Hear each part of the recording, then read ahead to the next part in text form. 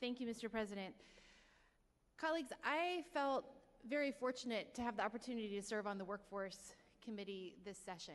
And sitting through the very long public hearings on paid sick leave and, frankly, minimum wage were some of the most intellectually challenging hearings that I have had the chance to sit through. We heard from good people all across Oregon who both supported and opposed this measure and elements within it.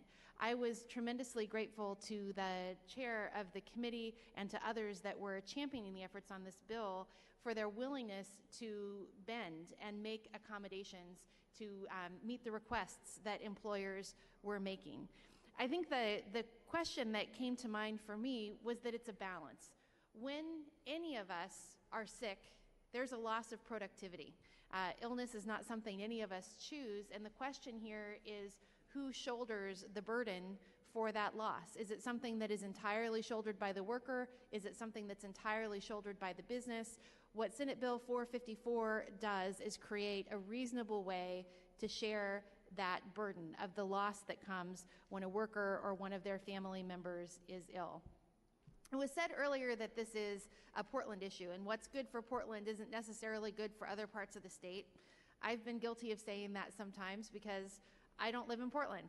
I live in Corvallis, and the district that I represent includes Corvallis and Albany and Philomath, and if you go from community to community, the perspectives in those communities are quite different from one another. But I had the opportunity last year to talk to thousands of voters, and one of the things that came up unsolicited when I talked to voters was this idea of paid sick time. I remember talking to one voter in particular who had gone to work. She was ill. She put in for her time off. She went home and she was written up for that illness, and she was going to take that time unpaid. She went back to work the next day. She collapsed on the floor, ended up being hospitalized, was not paid for that time, and in fact was written up and penalized. I talked to her about connecting her with the bully commissioner because I think there were a variety of rules and laws that were broken in that process, but she was afraid to do that because she was a very vulnerable worker that needed that job. She works very, very hard, and what we're talking about are people that are working very hard to meet their own needs and make a better life for their children. One of the pieces of testimony that stuck out for me in the Workforce Committee was actually a middle school, young high school student who talked about the days of school that he misses when his mother is ill to take care of his younger brothers and sisters. I thought about the impact that that has on learning.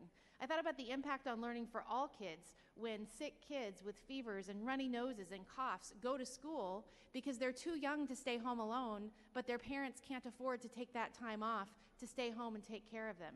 So that child goes to school, they spread the illness, and it spreads to other households. Lastly, the first time that I ever thought about this issue was about 20 years ago when I was a young new mother. My son was very ill when he was born, and there were two different times in his life when he was in the pediatric intensive care unit. I'm not sure what experiences the others of you have had, but sitting by your child's bedside when they're being kept alive by a ventilator is an extraordinarily overwhelming experience. But what sticks in my mind from that experience is less the fear that I felt sitting next to my son than the dismay that I felt looking through. In a pediatric ICU, you can see through to all of the other rooms. There's glass walls. These tiny little children, 2- and 3-year-olds, who were hooked up to medical equipment, who were on the edge of life and death, who were there all by themselves. Their mothers, their fathers, the adults in their lives couldn't be there because they couldn't afford to take the day off work to be in the hospital with their child, even in a pediatric intensive care unit.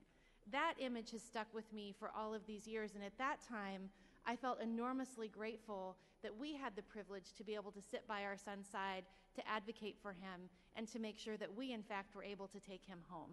And we did, and I'm grateful for that. I think this is a good bill. I know that not everyone feels great about it.